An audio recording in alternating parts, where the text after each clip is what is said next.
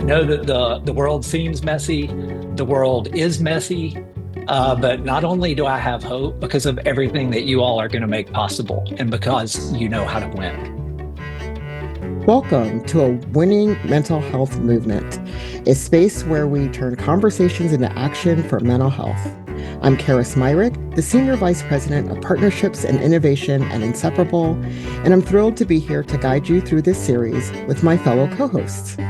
Inseparable is a national organization driving transformative policy change to build a mental health system one win at a time that works for everyone, because no one should have to struggle alone. I'm Kathleen Doughty, and I serve as the SVP of Campaigns and Communications at Inseparable. Inseparable's work is all about hope, action, and impact, and that's exactly what this podcast embodies. In this series, we'll learn from experts on the front lines of mental health advocacy, break down life-saving policy wins, plan for the work ahead, and hopefully inspire you to join the movement. Because we can't do this without you. I'm Allie Larson, Director of Policymaker and Candidate Relations here at Inseparable, and as part of our WIN workshop, we've been training with advocates across the country to build a grassroots movement for mental health care. This podcast series was adapted from the live virtual sessions we conducted with our inaugural cohort to help distribute critical information to the people fighting for better mental health policy. Whether you're a policymaker, a caregiver, or someone who's struggled to get help, this is your invitation to join us as we learn how to not just fight, but win mental health campaigns, because winning saves lives. This session, we've got three things on the agenda. The first is a participant panel to talk about some ways that we can incorporate the WIN workshop into our work going forward. Tansy and Riley agreed to speak. Thank you for everyone who filled out the survey. We really appreciate some of the comments. And during that panel and after that panel, if you have want to chime in, please do, because it's intended both to get their perspectives, but also all the participants' perspectives. Then we'll spend just a few minutes previewing the ebook and webinar we've been working on based on the content of this class. And then finally, we'll hear from Bill to close out the WIN workshop.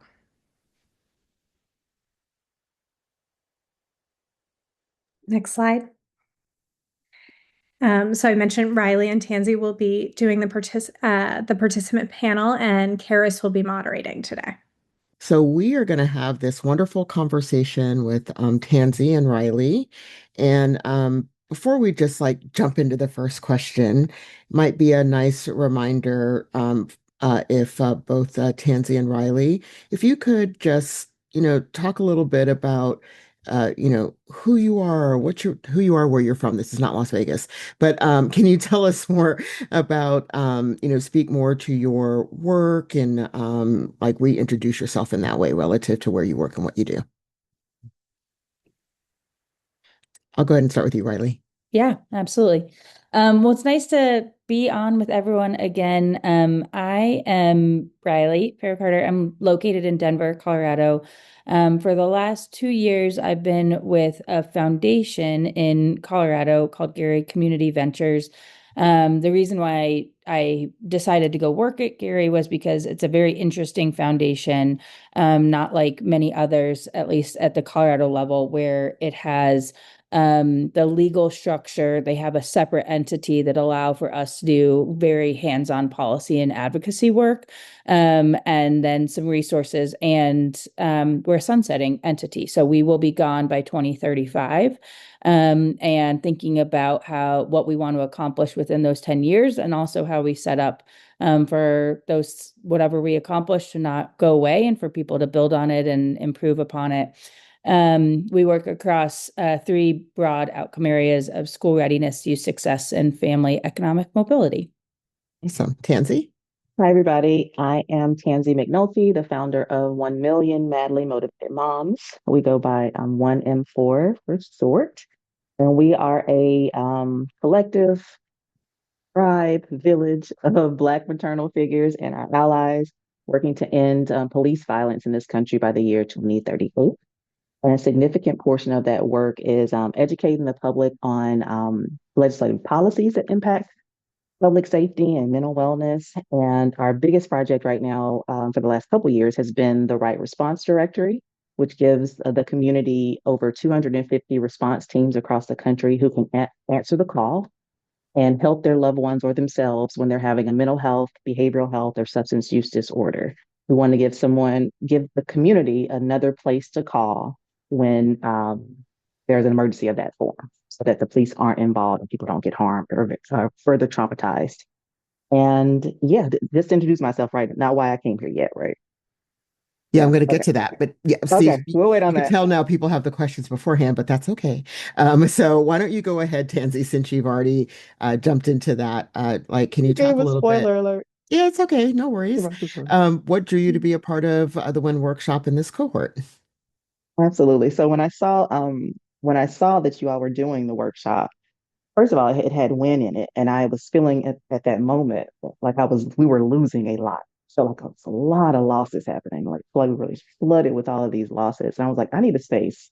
People are a little bit more positive and being a little bit more strategic, so we can figure out how to move from what I call losing. I don't know if y'all know Fantasia Barrino has a song called "Lose to Win." But you have to lose sometimes to win, and like the other lady said, with unpleasant medicine, right? To get to some wins. So I wanted to be in a space that could teach me and help me not only change my mindset, like, oh my gosh, we're losing a lot all at one time. So, okay, we can take this feedback and inform our decisions going forward. And then, of course, Karis and Bill, some of my favorite people in like the world. So anything they're doing, I'm like, okay, sign me up for that too. Cool. What about you, Riley? Yeah, it's funny. I was looking and saw that the photo that I took a year ago today was when I was in DC, learning more about your guys' work and the wheel. And I was like, oh, they get it. Like, this is the work. And I've been doing this work for close to 20 years, and you quickly see like who sees all the different pieces and who doesn't. And in particular, there was a panel that you all held during that convening last year where you had folks from the Freedom to Marry effort and from people that have been doing environmental policy work. And the word that stuck with me and has been really resonant this year has been durability. And how do we build towards durable policy and not things that we can sort of get over the line, but are so fragile that we just don't ever see the type of impact that we work so hard to try to bring about. And so that to me was what was motivating to say, like, I want to be around people that are thinking holistically, because I know how, especially from a foundation lens, you can kind of shove stuff over the line. And there's a lot of collateral damage, and then it's pretty brittle policy. And so it's been fun to be in a space that says, like, that's not the type of win we're talking about. And there's these elements that are time consuming and hard and make the work more complicated, but they're essential if you want that type of lasting impact. Fantastic. I love that durability. That's going to be my word of the day, or maybe my word of the year. Well, maybe my word of life, but I love it. So, I also want to remind people, feel free to converse in the chat with us, and I'll dip in and out and grab questions as well. So the other thing we wanted to also talk about is we've been, here you've spent 7 classes talking about the tools to support strategic mental health campaigns. So what's the first thing that you're going to implement in your next or current advocacy efforts, and why is it a top priority for you? Whoever would like to go first. Yeah, I'll start that one. So the first piece kind of goes to like why I joined in the first place, with feeling like there were a ton of losses. But I'm not gonna remember any speaker's name, so forgive me. One of the speakers, forgive me in advance, my memory. One of the speakers spoke about making these unlikely allies to push your particular agenda or your policy forward. And so I have been thinking about positioning us in a way to better align with those who look like they will be on the opposite sides of the aisle with us, right? Oh, yep, that's it. Y'all pay attention. Strange bedfellows. That's what it's called. Yes, strange bedfellows. And so when Ayan, I hope I'm saying it right, when he mentioned Austin, the Austin police chief helping with, funding, I used to kind of cringe, was like, oh, police, no, stay away from this work, stay away from mental health. But now I'm like, okay, there are some that understand and are like, yeah, we're not the right folks to show up. So if we can get a few more partnerships with those particular voices, particularly in more, red areas, we could advance this alternative response work where it doesn't feel so polarizing. It doesn't feel like, oh, I have to defund the police or I have to back the blue. It's like, well, no, I just want the people to get the right response to their particular emergency. We're not going red or blue or any of the extremes. We're just trying to do the right thing for the right people at the right times. So Mhm. that the Strange Bedfellows really stuck with me. And it's such, I will be fully transparent, as a challenge to, and for me, but I'm willing to challenge myself in that way when it's going to save so many lives down the line. Like it has nothing to do with me as an individual or even our organization as a solar organization. It has to do with helping people, which is what Jamie said earlier. Like people are listening to these conversations, we're decentering ourselves to make sure people get what they need. So it's that strange bedfellows piece where I'm going to start. You'll see me over the next 18 months talking to more people who we will probably be arguing behind the scenes, but in front of cameras and front facing, we're going to do what's right for people, Mhm. regardless of where we stand on certain sections. But yeah, that's it. Strange bedfellows. Awesome. I love that. Um, yeah, I was thinking about this and going all the way back to the very first conversation on research and framing. And I think one of the things that clicked for me was things that often are seen as tactics. How do you make them strategies? And polling is one of those things that I think sometimes is seen as like a check the box. Like, okay, if you're building towards something, understand where the public sentiment is, or have it in service of reinforcing where your beliefs are. If you structure the poll in enough of a leading way, and the as we were talking through that, there was this phrase around the polling doesn't, it's a dipstick. It gives you insights and it helps you make your decisions as you go forward. And as I mentioned earlier on that childcare campaign, it's one factor, but I think it's one that I feel deeply we aren't doing a great job listening when we don't like what we hear back. And it doesn't mean that we walk away when we don't hear what we want back. It just means we haven't gotten there yet. And so I've made the pitch and gotten it approved. We will now do quarterly polling. We'll shift our strategy. It's not just this is in service of the next action and we're already down the road. But how do we have a more coordinated strategy around this element of research that I think needs to inform our work at sort of different levels as we progress through the work. So that and the storytelling felt we're doing some deeper work there. So those ones really helped me think, what is the purpose of this? Why are we doing this? And we could take a different approach that's more effective. Fantastic. So, Tansy, you were talking about strange bedfellows, and the next question is about coalition building. And in the little sizzler reel at the top, we heard Catherine Granger saying, "Oh, I hate coalitions because they're hard, right?" So, but it is a powerful, and one of the most powerful lessons from this program has been about the importance of coalition building, not just for scale, but for sustainability. So, how else might you approach building or strengthening a coalition in your work? And what's one new tactic you'll use to ensure it's not just a meeting of the usual suspects? You already spoke a little bit about that. Is there any more you'd like to add? Yeah, so we're going to actually be looking for the opposite of the usual suspects, like looking for the through line, not looking for you to agree with us on all topics, right? All things, and every single point. We're just looking for that onesie twosies, like, oh, you believe that people shouldn't be killed when they're having a manic episode too. Great. Let's start there. We think that too. Can we just talk about that together? And so we've done a decent job of being in coalitions with certain types of groups, whether they're diverse populations, API, queer groups. We do good with that. What we have not challenged ourselves yet is in going across the way to the pickup trucks and the huge American flags in the back. Like we haven't talked to them just yet. But they also believe that people shouldn't be killed when they're having a mental, like the reason, like it's all there. They believe the same thing. We say it different ways. We may be Mhm. talking to different communities, but really sitting with them, let's talk about it. Let's have some uncomfortable conversations. Let's show up to these things together where people overall see that no, this is just the right thing to do.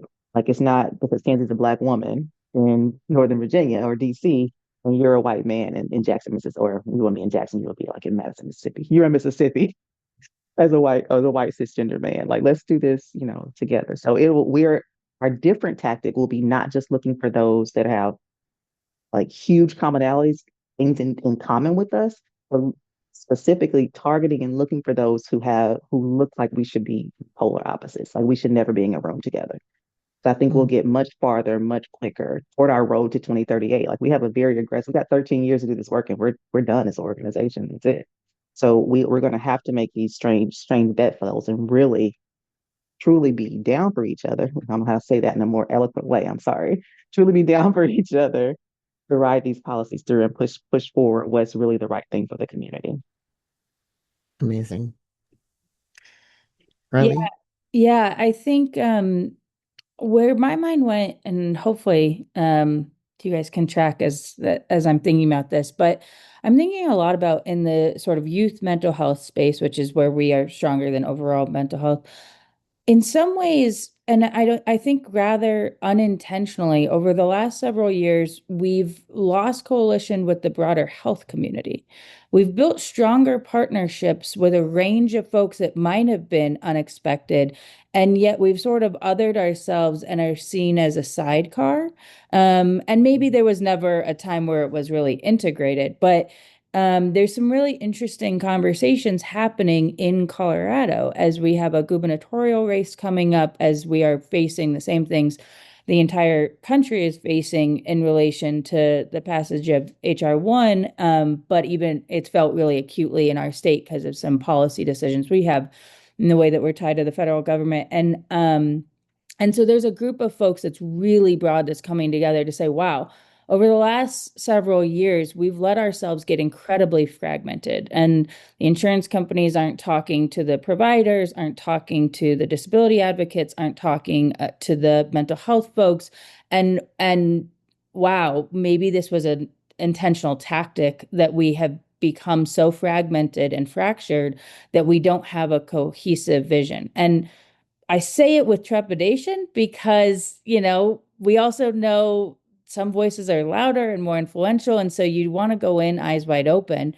But the importance of coalition building where you don't lose sight of the broader issue and almost get sort of pushed to the side because you're not seen as the core function of health. And so you're not in those meetings when you really need to be and when you want to ensure that mental health is just as much a priority as we are saying, what is the future for health in Colorado, for Coloradans?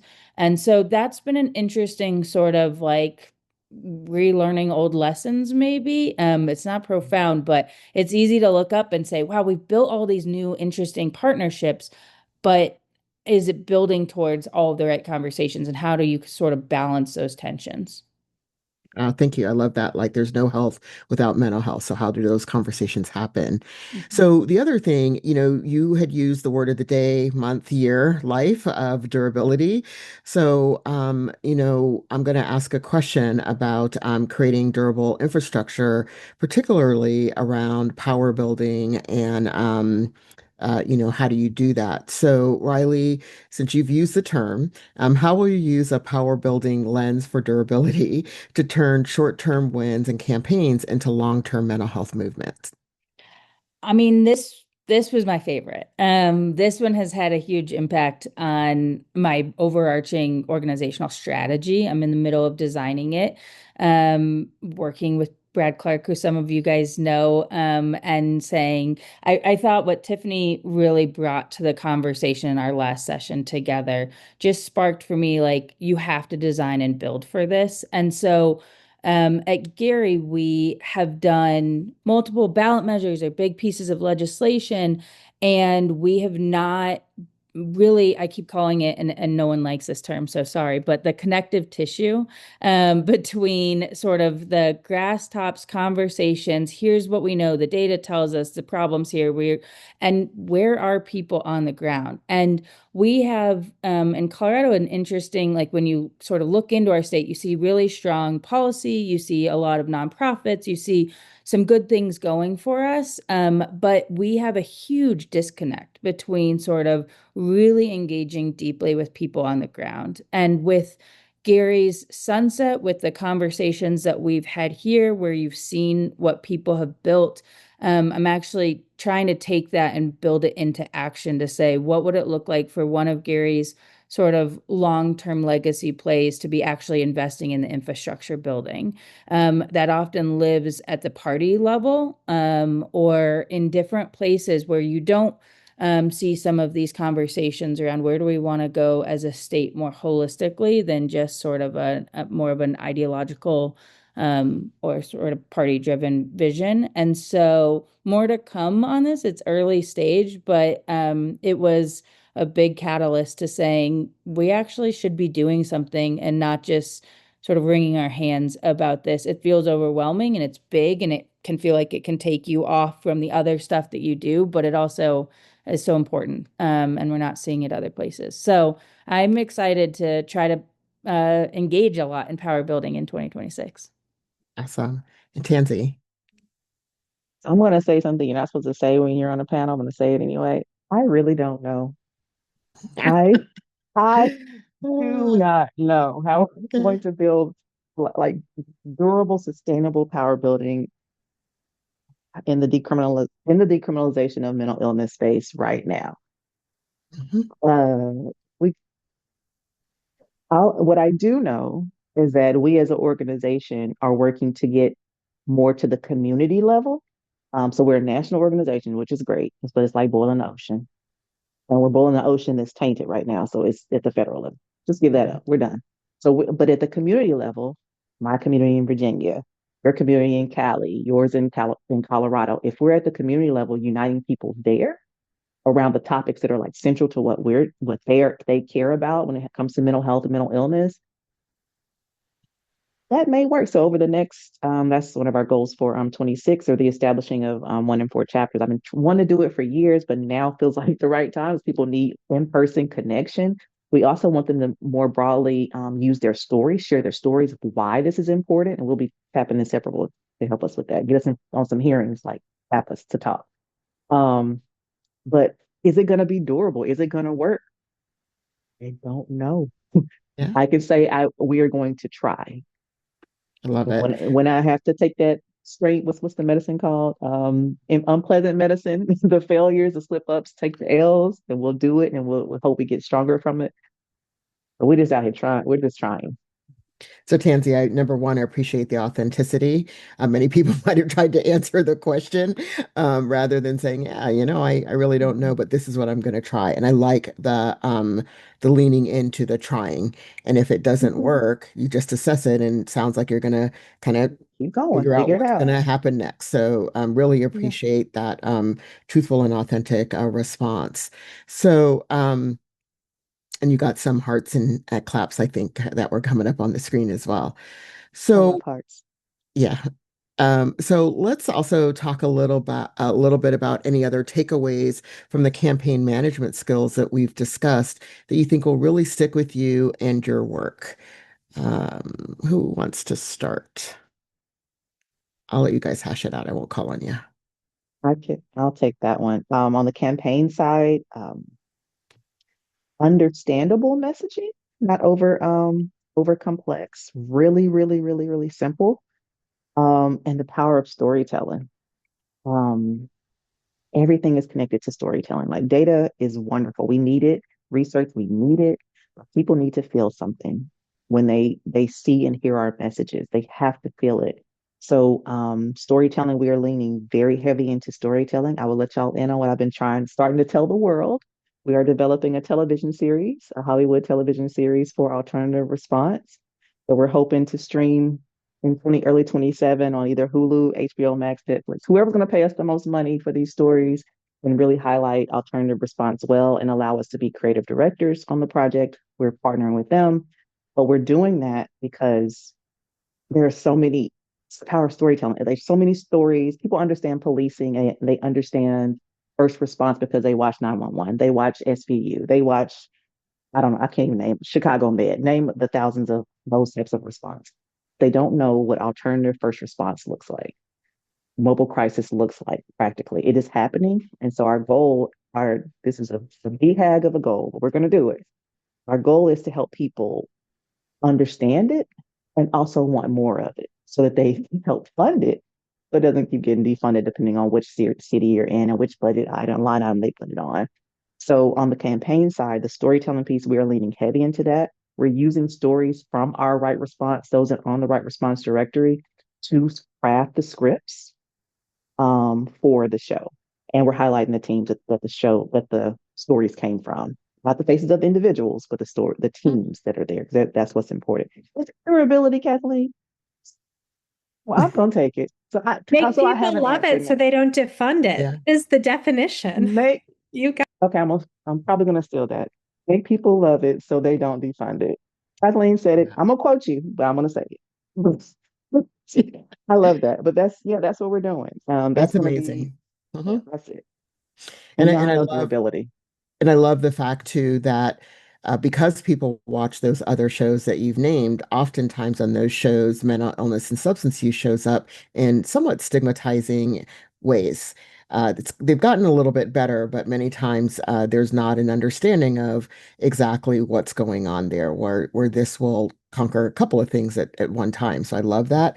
And I love the fact that you use the word BHAG. I've not heard that in I don't know how long.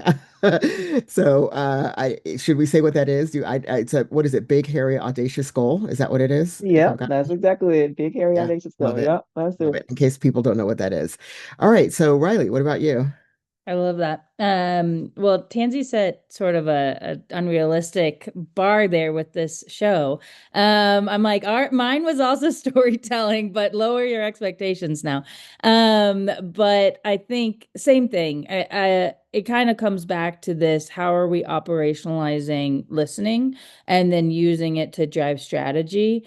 So I mentioned the polling piece of it, but started working we have an internal comms team, and we said it feels like that narrative change is sort of the buzzword of the moment. Like I remember when I was really excited about co-creation and it felt like everybody just said we're co-creating everything and you're like, dang, did that word lose its meaning?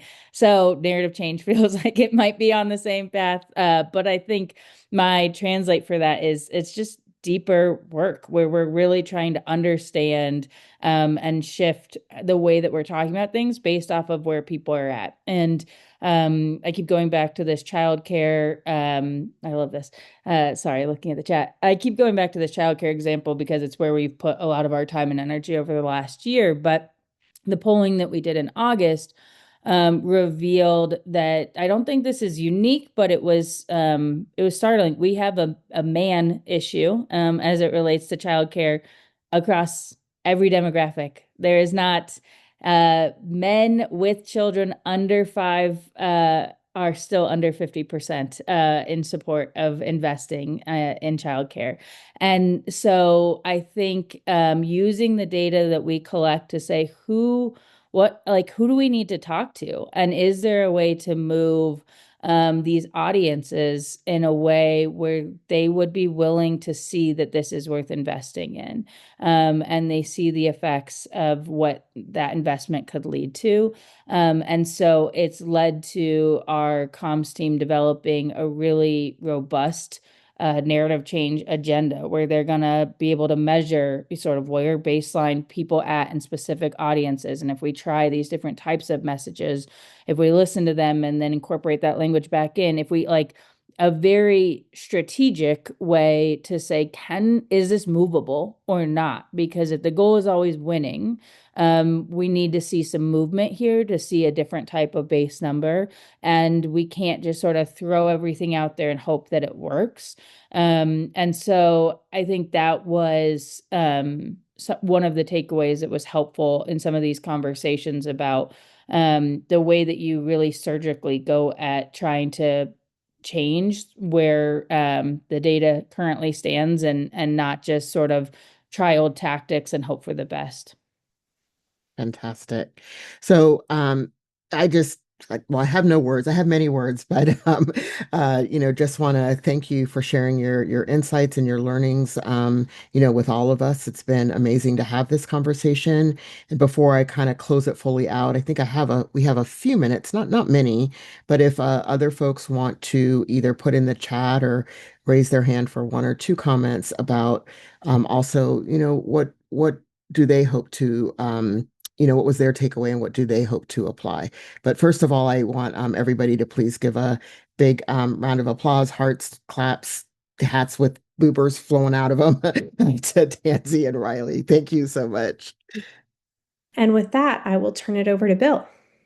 I just want to start by saying thank you to all of you who've been a part of this journey with us, our participants in the WIN workshop.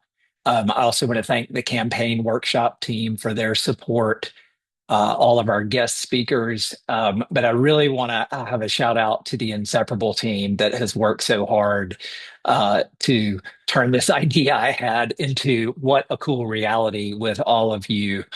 They make it look easy, but they're doing a ton of other work right now. And I'm so grateful for their leadership. And they make me proud every single day.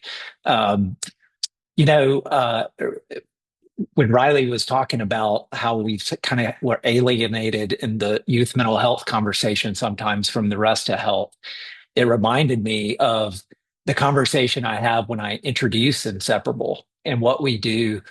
When I'm talking to new people, I always explain our name by saying, the health of our minds can't be separated from the health of our bodies, even though that's what our public policy does all the time. And that's what our systems have done for a really long time. But, there's another meaning that's a part of the Inseparable name when we came up with it. That's the notion that we all have mental health. And when we all actually come together as a force to demand change, we're inseparable and we can build power and we can fix these broken systems. And that's what you all have been doing and talking about for these last 9 months. And I'm so grateful for it. When we started my first conversation with you, I talked about the notion, and this is how I love y'all. I let Kathleen put me in that video that she showed y'all. That's not my favorite thing, but one of the things I talked about was the fact that it makes a difference if we're good at this, if we're good at advocacy, if we're good at building political power. And, I just really hope that over these last 9 months, you've learned new skills. And it's great to hear you talking about the tools and how you're going to use them to help you win. Because, the fact of the matter is that when you all win, we all win. Inseparable is not just about our own success. We are here to equip you. We are here to root for you. We are here to be your backup dancers. This whole effort is really about creating an open source resource for our movement. Riley, you mentioned the wheel, and I was so glad to hear you guys still talking about the strategic campaign management wheel. Last week, no joke, someone sent me a PowerPoint from a whole different entity in a whole different world that had the wheel in it. And my first instinct was to climb through my computer because I was like, it doesn't say works cited inseparable at the bottom of that wheel. But, it's okay because what we're about is exporting that, and you all are about taking that to the next level. So we're so glad that you have it. And I so resonated, Tansy, with your comment about how learning to work with people that you otherwise wouldn't in conversations that you otherwise wouldn't have. That's so much a part of this as well. So I'm just grateful for that reflection that you both shared with us. Um, I have a T-shirt from one of my favorite mental health groups, Active Minds, that has a suicide prevention message on it that I just really like, and it's "The world needs you here." It's honestly sitting heavy with me today because someone very dear to me just lost someone very dear to them. But it takes me back to what we all said at the very beginning, and that the work that you all are doing, that we're doing, is about improving and saving lives. It's that simple. And as I'm feeling today, it's urgent. And not only does the world need you here, the world needs you guys to win. And since March, we've seen new federal Medicaid changes that are going to take millions of people's health care away. We've seen cabinet officials attacking school mental health. One of the most basic things that we need to be doing is making sure young people have the resources they need where they spend their time in schools. And, there's just so much work to do.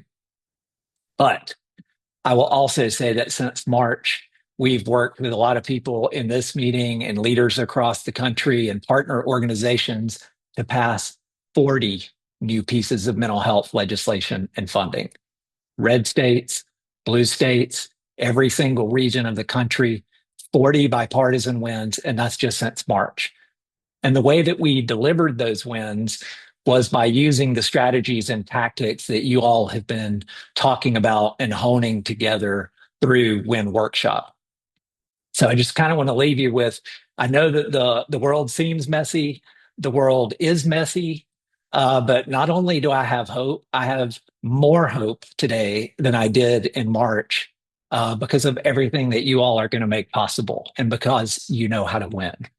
So I just want to say on behalf of all the people that you're going to help, for all the people whose lives you're going to make better, thank you. We're very, very grateful to be in this with you. Thank you. And that's a wrap for this episode. Thank you for joining us as we work to turn mental health policy into real wins that save lives. Remember, change doesn't happen by accident. It happens when people like you make it happen. Want to keep the momentum going?